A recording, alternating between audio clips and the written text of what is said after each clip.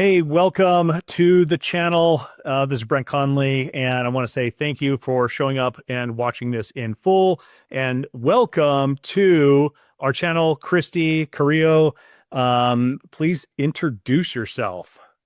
Christi Carrillo. I am the executive sales manager for Is Luxury here in Newport Beach. Got about 20 years experience in real estate and about 7, 8 years in the leadership side. Yeah. For the audience, I've known Christy for a while now, for a few years anyway, and I've got a tremendous amount of respect for her. I know she was a great agent and then in a leadership role at Keller Williams, years ago. That's, I think, when we met. And then she was doing some other things and ended up down in Newport Beach. And I think you had a couple other roles there as well. Yeah, LA County, which was South Bay when we met, and then it was San Diego County and now Orange County, which is really cool to see the different markets and different counties.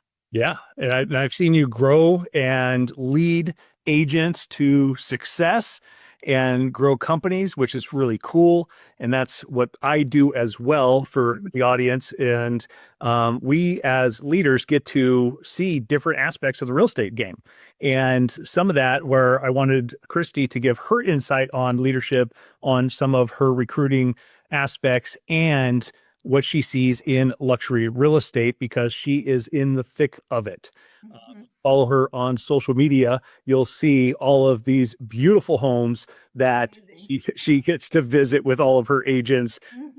It's pretty spectacular. It's pretty cool. Yeah. So, and then your new company, before we get started, your new company Is Luxury. Tell us how this came about. Oh, geez. Well, I mean, for those who know me, know I'm in a litigation, but won't go into that. But I was really excited just to get away from the whole corporate structure and do something that was a boutique style, back to the basic values and beliefs that align with mine.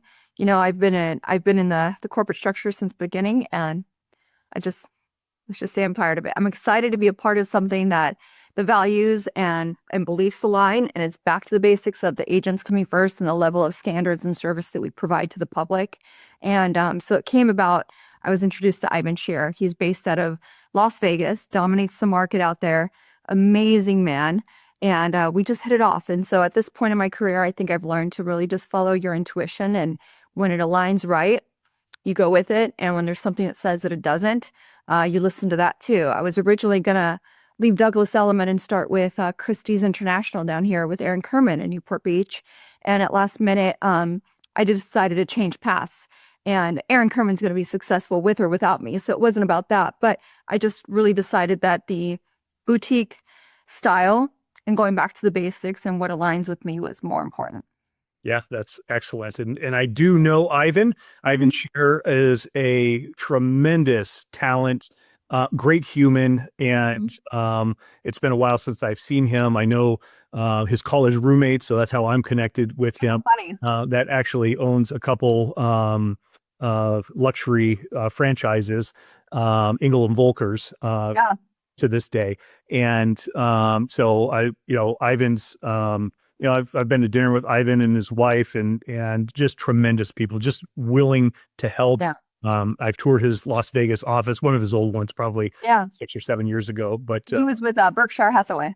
yeah, back in the day, and then he branched off and did his own thing. So, which is pretty cool. So, all right, so let's get this started. All right, so what I wrote down a bunch of questions, and I kind of want to just get a little bit of your opinion on what challenges, since you just launched this new office in Newport Beach, what challenges have you overcome? Because I know how difficult it is to open an office and start marketing and do all of the things that you're doing, being successful. So it is a challenge for the audience.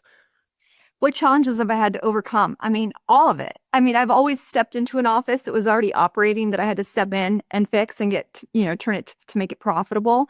So starting one from the bottom up, everything from, getting the corporation file to getting it filed with the DRE, finding your broker of record, the office location, all of it, right? The challenges, I don't know if I would see them as challenges. I would see them as fun hurdles. But the challenges was obviously, I stepped into something that I was aware of, but I had never done before. And I think cutting out the noise too. A lot of people, things were getting back to me. So sometimes I think the challenge for me was cutting out the noise and realizing that so many people had something to say about what I was doing. And a lot of them were saying, oh my God, why would you do a boutique whenever, you could have gone to Christie's. Why'd you change your mind at last minute? It's going to be harder to build, nothing in Newport, is successful because the market is so unique. Closing out the noise and focusing on what needed to be done was probably the challenge. But clearly I've done that. So I want to say that's probably the biggest challenge. The overall challenge, which anybody in business would understand, is opening anything in California is not fun or quick or easy. But that's just the process that has to be done. But the challenge itself for sure was toning out the noise from other people. Sure. And I mean, Newport Beach is a whole different animal. It is anything coastal California, Southern California is a challenge to grow a real estate brokerage there. For sure. I don't think I would do it again. And I said that. But I have to say, it's also been, I'm one that always goes against the odds. And I love doing things, especially when people say you can't. Yeah. So it's already been a massive success, and it's been really, really rewarding.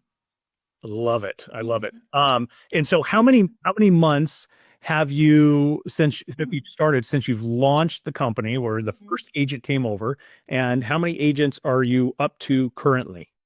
We have 14 agents. We're being very, very, very strategic. We don't want to bring on just anybody. I've probably turned down about 6 people in the past 3 weeks. Mm-hmm. Trying to be very intentional about the culture, the standards of integrity, and just the people that we're surrounded by. But I would have to say the process was fun because California set us back, right? So we had a couple of hurdles that we had to overcome. But I want to say we started building in December, but we didn't open the corporation. It wasn't actually up and running until mid-April. So we've been functioning since April. So it's only like 3.5 months.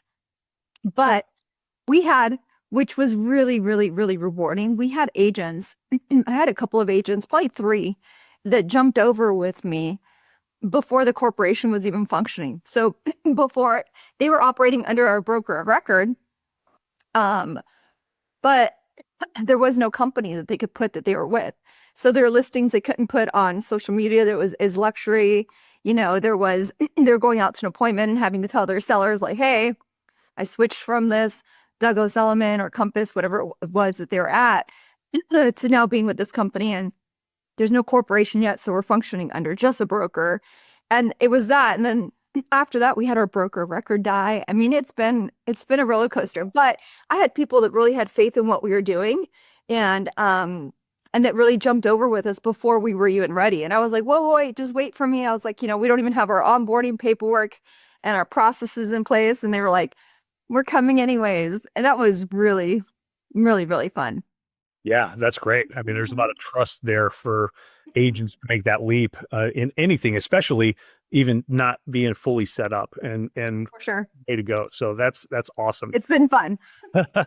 Yeah. So what do you think the top 2-3 marketing strategies that you're seeing your agents use in the marketplace that's working for luxury real estate? I get this question a lot. And what I see a lot with the luxury level is it's more than just marketing. Obviously, print marketing is always, digital's great and everything, and you have to have a presence online.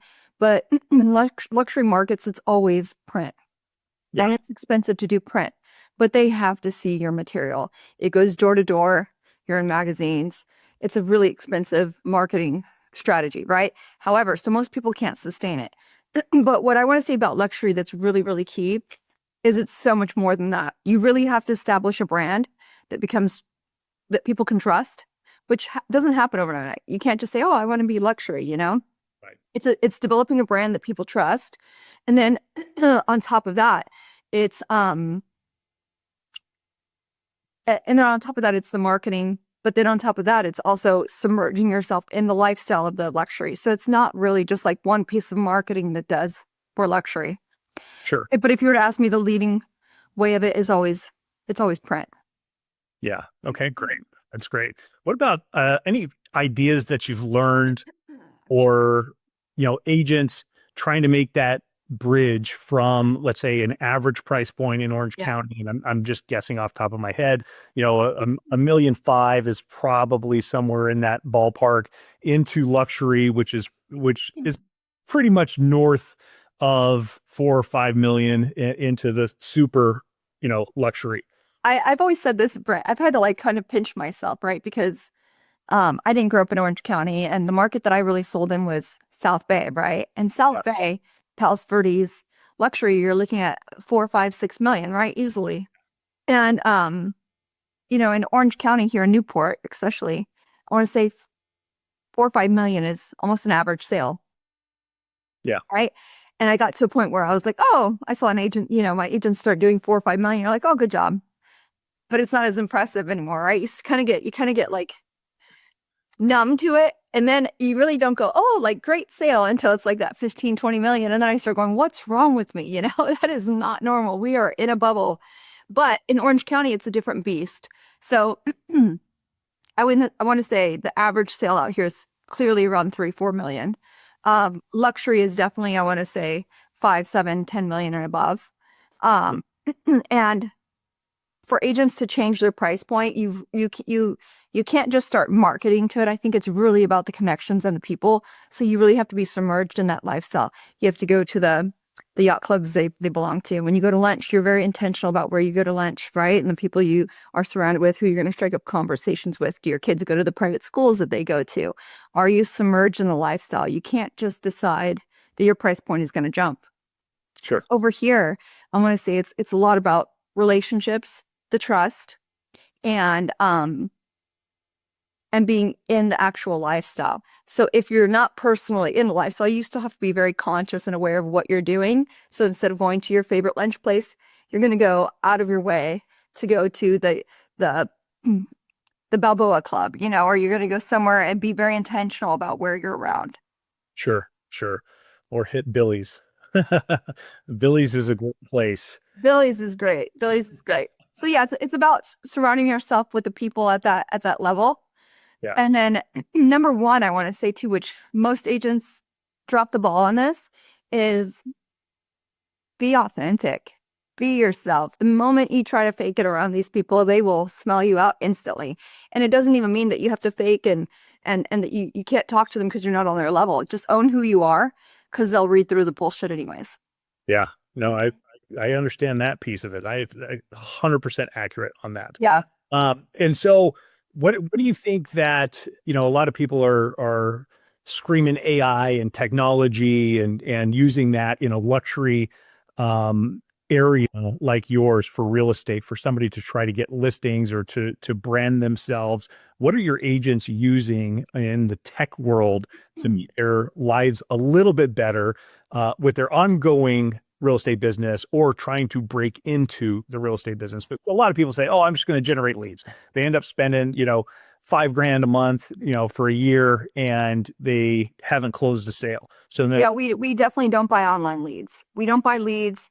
And, everybody's got their own opinion about AI. I think as much, what I see the most use in AI for the luxury side is probably helping agents write their property description, right? Everything beyond that, I want to say, in all honesty, what I'm seeing is people on such a high level, right? Most of these agents are already doing 50 to 100 to 200 million in sales, right? And so they're running massive businesses. But what I see is that most agents are actually pulling away from the automation. So a lot of people are realizing that the true value is in the connections, especially at a high price point. Nobody wants to talk to 5 different people or get all of these fake touches. So a lot of agents are really, really intentional about their processes and the flow and their systems in place, right? But as far as dealing with their clients, it's all in person, it's personal. And as far as leads, they're not paying for leads. Yeah. And when they do cold calling, it's not the cold calling that you and I learned, right? Which is Not that this doesn't work, because I'm all about high units, and I'm very big on knowing how to cold call and fish for business, right? But these people are very intentional. So if they're cold calling, they're not doing do a dollar calling 100 people a day. They're making sure that they talk to 10 people, and it's very intentional, and it's very hyper focused in a certain neighborhood. And so they're extremely knowledgeable. Yeah. They know putting on that street. Every single statistic, every single turnover, they know everything. You have to be knowledgeable in this market. And so they spend more time studying that and being educated. That way, when you get on the phone with somebody, it's very intentional. So they'll do cold calling, but it'll be 10 phone calls instead of 100. I love that. And I love that you said that it's a fake touch when they're calling sphere of influence and using the automation there. A lot of people think that that's the key to leverage their time. And I'm one of the people that you just can't build a relationship through automation all the time. Maybe like once or twice a year, okay, there be value to delivering value to them. So Yeah, the thing is to remember is that there's so many realtors now, everybody knows 5 or 6 agents, right? sure. We're doing cold calls. Very few times in a upper price point does somebody not know or not have a realtor, right? There's big names out here, people that have been in the market forever, whether that's, a John Stanlin, whether it's a Tim Smith, or whether it's a Deftarian, whoever it is, these names have been around for a long, long time. And so for me, it's what I've seen is that people have to show up with true value and true connection. And if you can't provide that, the cold calling just isn't going to do it. Can you get lucky? Of course, every now and then, but in the upper price point, you really got to change your strategy. Sure. Okay. So with that, what are you doing as the leader of your office to teach the agents that are at your office? Are you guys doing office meetings, and what kind of education are you bringing to them if you do any of that? Well, I have to say, my agents have actually taught me a lot. Um, I'm a different manager, leader, whatever you want to call it. I came I started with Keller Williams, and then I was at Sotheby's, and of course Douglas Elliman. And I have to say, I've learned a lot as I've grown in my leadership style and the markets that I've stepped into. And so agents have actually shown me a lot. So as far as teaching them, I always bring it back to the basics, right? Of learning to be disciplined with your time and your structure. A lot of the times when our agents are coming to me about their business not being where it needs to be, it's not because they don't know what to do. Their business is the agents that we have, like is Luxury and Douglas Elliman, we didn't hire new agents. So there's no longer the basic conversations, but there are people that are trying to build out a team, and there's strategies to doing that. So of course I learned those basics. So what I've learned is that I can help agents build out their teams. I can help them become more disciplined. I could talk to them about the things, their dialogue to themselves about why they're truly not taking the actions that they already know that they need to do. It's not that they don't know what to do. But for me, the value that I have would definitely be, they'll never have a manager that's not in their corner like I am. I mean, I'm as protective and fierce and loyal to my agents as they come. They always come first.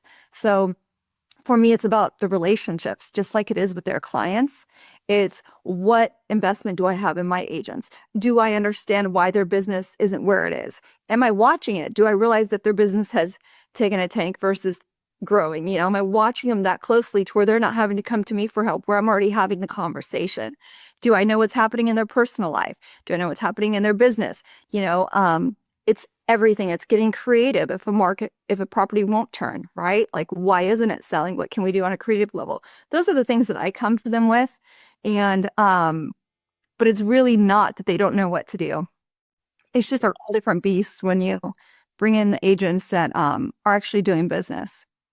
Yeah, no, I love that. And I love that you're taking a proactive approach on guiding. I'm obsessed with what I do. So it's kind of like you're only good at it if you are obsessed. And I don't turn my phone off. If my agents need to get creative on a contract, I mean, that's another benefit that I have that a lot of managers don't have. A lot of managers out here haven't sold real estate.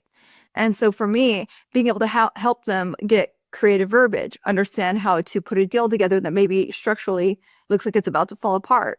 Um, and then just reminding them always too of like, hey, you're doing X, Y, and Z, but it really doesn't align with who you are. So let's try this approach. So it's just real conversations, you know, calling people out on their bullshit too. I have no problem with uncomfortable conversations, but my style is definitely just fully hands-on.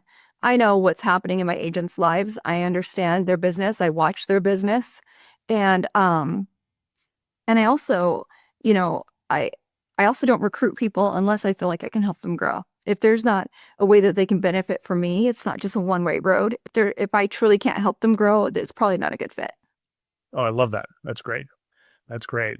All right. So I've got one more question for you. Okay. And what does the future look like for Is Luxury? And, do you have huge goals or aspirations to hit Insane goals.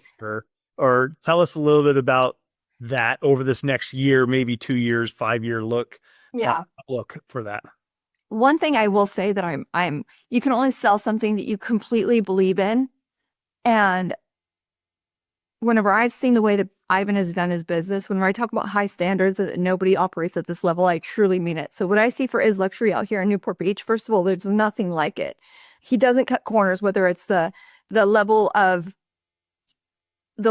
quality that he puts out there without ever cutting a corner, right? The amount of money, first of all, that he puts back into his business is insane. But the number one thing that there's a few things that they never sacrifice, right? Which is obviously the model that we're taking here, the level of service and the standards of quality. It's luxury. You can't try to cut corners and claim to be luxury. You just can't. It's an experience, right? And so if you cut corners, the outcome is never what it should be. And obviously, what I believe to be the most important is the culture. And that's really what I'm excited to bring back into Newport Beach, because what I've seen, and it's not even just in Newport Beach, it's LA County, Orange County, San Diego, is every brokerage has that sour apple, that bad seed, that agent that everybody knows is unethical, does business the wrong way, but the brokerage keeps that person because of financial reasons. I don't want to be known that way. Is Luxury is known that way. Ivan has made some really uncomfortable, difficult, decisions that really financially wouldn't have made sense, but it made sense cultural wise. And you always win when you make the right decision. So for me, I definitely want to be known for having the best of the best. We're not going to be the largest. I don't want to be the largest. I probably want to have 40 badass agents that dominate the market, but that never compromise integrity. And that's integrity within our own office and outside the office. That means that their decisions and the way they operate doesn't change because money's involved. You don't backstab, you don't talk ill of somebody, and you don't do things the wrong way to gain business. And that's become the norm in our business. So I want to be known for changing that and being known for a company that doesn't do that. And and a lot of the people that I've decided not to work with was because of the way they conduct business. They're great in sales, but overall it compromises your values. So we will definitely be putting out high standards that nobody can match, and our agents will be known for integrity and never sacrificing that. I love that. That's awesome. Yeah. And the agents actually that I have, the last two that I brought on, were with very well-known companies. But at the end of the day, they also felt like they were competing, and they'd already been, stabbed in the back by their own agents within their office, and then it creates a culture where you can't share what's coming to market, what you have. If somebody can help you double check a comp, coming up with a value on a luxury property isn't always easy. So to have an environment where you can talk to people next to you and it's not competitive and nobody's going to go around you and try to steal it, and actually do everything they can to help you get it and then cheer you on and help you win, versus going, well, I want a piece of that now. Yeah. So it's a very different environment that we're looking to build out here. And I believe it's going to attract the right people and that want to be in that. Sure. That's amazing. I love that. Well, Christi, thank you so much for sharing all of this with us. And if somebody had a referral for you in Newport Beach, how do they get a hold of you?